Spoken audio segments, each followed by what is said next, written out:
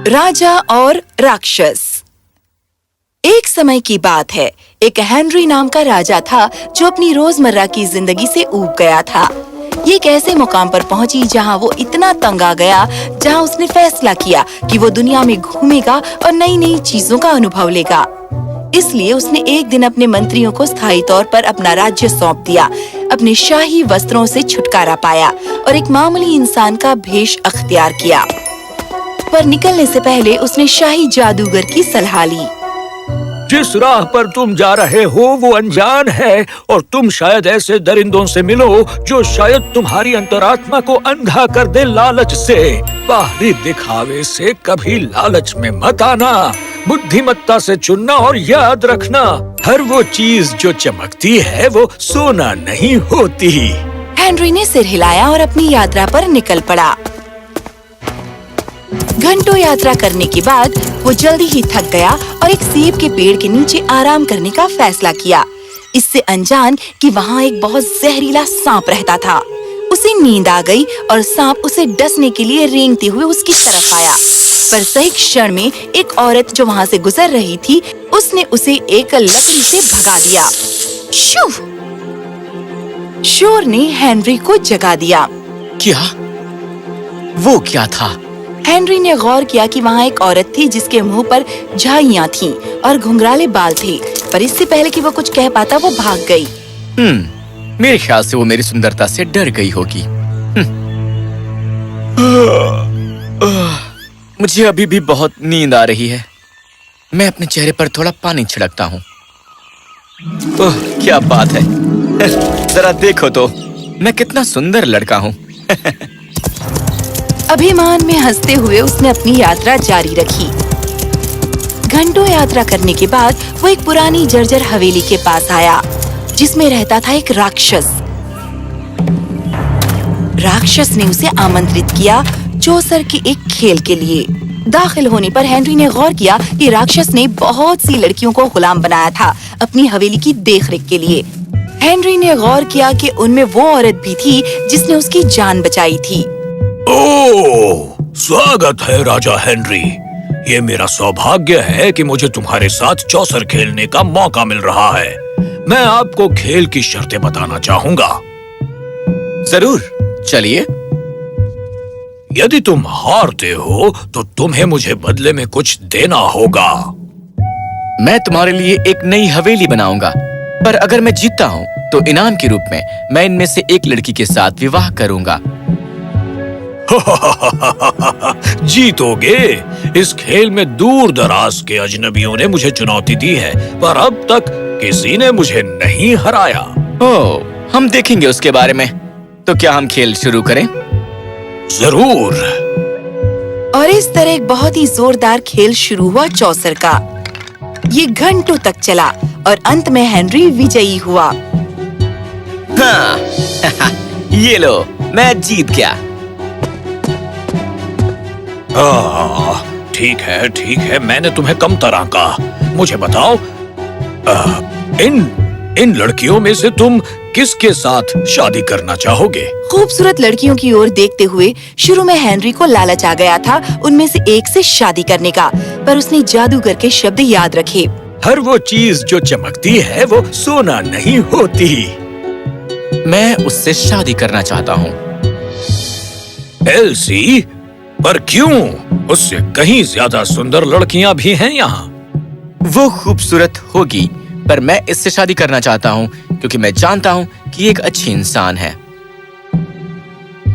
असमंजस में राक्षस ने सिर हिलाया और हेनरी ने एल्सी का हाथ पकड़ा। ओह, बहुत बहुत धन्यवाद, तुमने मेरी जान बचाई। वो मुस्कुराए और दोनों मिलकर राक्षस की हवेली से बाहर आए और वे अपने राज्य में घोड़े पर सवार लौट गए। जल्द ही उनका विवाह हो गया और एक शाही विवाह का आयोजन हुआ। जादूगर ने इस नवविवाहित जोड़े को आशीष दी और राज्य के सभी लोगों ने खुशियां मनाई। जब कुछ दिन गुजर गए, हेनरी ने फैसला किया कि वो दोबारा राक्षस को चुनौती देगा। मैं राक्षस के साथ चौसर का एक खेल खेलने वाला हूँ। मैं उसे एक बार फिर से हरा दूंगा। प्रिय, मुझे चिंता है कि इस बार शायद तुम खुशकिस्मत ना ठहरो। शायद वो तुम्हें हरा दे। चिंता मत करो मेरी प्यारी, वो मुझे कभी भी हरा नहीं पाएगा। क्योंकि ये मैं हूँ, मेरी किस्मत नहीं जो खेल को जीतती है। तुम मुझे बताओ, ये खेल जीतने पर मैं क्या मांगूं? उसकी हवेली के अस्तबल में एक झबरा भूरा घोड़ा है। मेरा वो घोड़ा लाओ।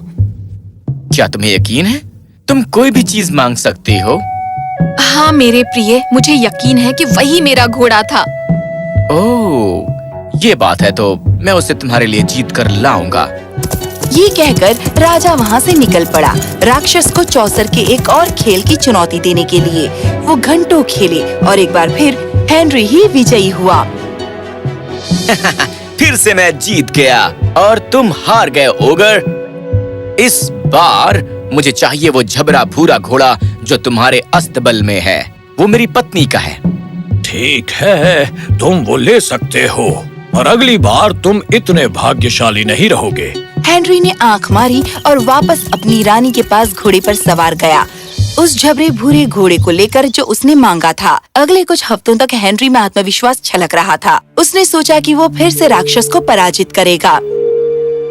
पर मेरे प्रिय, क्या होगा अगर तुम ना जीत पाए तो?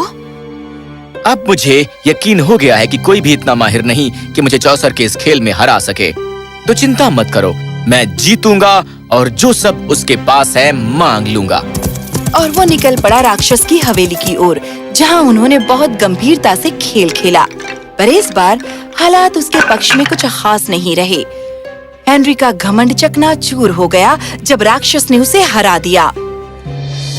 ओ नहीं, ये नहीं हो सकता। तुमने बेईमानी की है, ये अन्याय है। अपना रोना बंद करो, मैं जीता हूँ। अब तुम मुझे वो दोगे जो मुझे चाहिए, और वो होगा तुम्हारा पहिलौठा पुत्र। मुझे धोखा देने की कोशिश मत करना। जो मुझे चाहिए वो मैं ले ही लेता हूँ। अपना सिर लटकाए हेनरी ने स्वीकारा और अपने राज्य में वापस गया। जब वो वहाँ पहुँचा, उसने अपनी पत्नी से जो कुछ भी हुआ था वो कह सुनाया। चिंता मत करो, हम कोई समाधान ढूंढ लेंगे। महीनों गुजर गए और राजा और रानी को एक पुत्र रत्न प्राप्त हुआ। राज्य में खुशियाँ छा गईं और हेनरी वो वादा भूल गया जो उसने दुष्ट राक्षस से किया था। एक दिन हेनरी जंगल में शिकार खेलने गया। पूरा दिन गुजर गया और हेनरी एक तितली भी न पकड़ सका, कोई जानवर तो दूर की बात है। थक कर वो वापस अपने महल में गया। जब वो वहाँ पहुँचा, उसने पाया कि महल के पहरेदार जख्मी हैं और पीड़ा से करहा रहे हैं। एल्सी और उसका बेटा कहीं नहीं दिखाई दे रहे थे।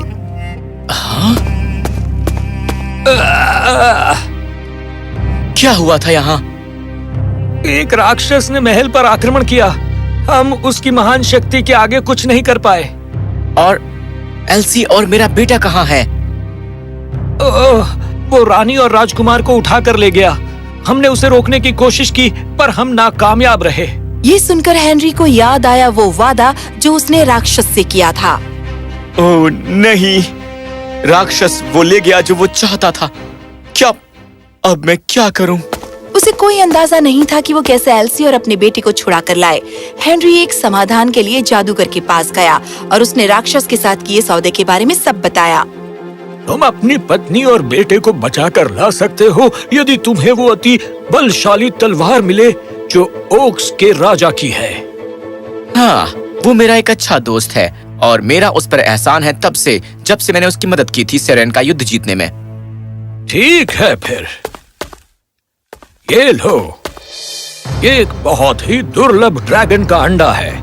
एक बार जब तुम्हें तलवार मिल जाए, इस अंडे को तोड़ना जिसमें से निकलेगा एक शिशु ड्रैगन। ये तो बहुत बढ़िया है। मैंने सोचा था ड्रैगन विलुप्त हो गए हैं।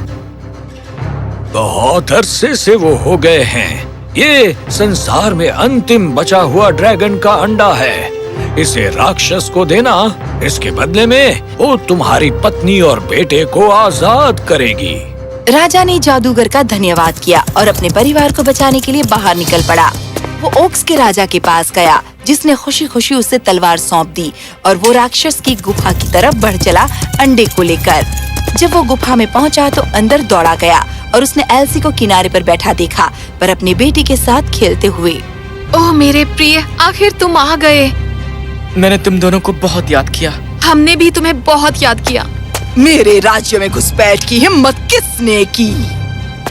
मैं हूँ राजा हेनरी और मैं अपने बेटे और पत्नी को बचाने आया हूँ।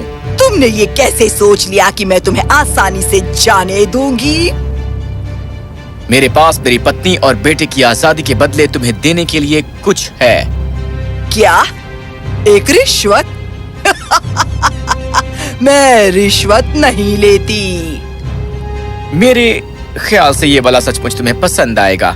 ये कुछ ऐसा है जो बहुत खास है। हेनरी राक्षस के सामने गया और ड्रैगन का अंडा फर्श पर रखा। क्या है ये? उसने तलवार ली और तलवार उठाई। पूरी शक्ति के साथ उसने अंडे पर वार किया। ये फूटकर खुल गया और बाहर निकला सिर्फ एक शिशु ड्रैगन का। एक शिशु ड्रैगन? मम्मी के पास आओ। इतने अरसे से मैं इसके लिए तरस रही थी। तुम्हारा बहुत बहुत धन्यवाद। ये प्यारा सा ड्रैगन कौन है? चलो जल्दी से यहाँ से निकल जाएं, इससे पहले कि वो हमें फिर से रोके। वो घोड़े पर सवार हुए और राक्षस की गुफा से निकल आए। हेनरी एल्सी और अपने बेटे के साथ महल में आया और पहरेदारों को आज्ञा दी कि राक्षस को पकड़ लें। राक्षस गिरफ्तार कर लिया गया और उसे कैद खाने में डाल दिया गया। उसकी हवेली की सभी लड़कियों को राक्षस से आजाद कर दिया गया और राजा हेनरी ने कसम खाई थी कि फिर कभी चौसर का खेल नहीं खेलेगा, क्योंकि उसने ये सीख लिया कि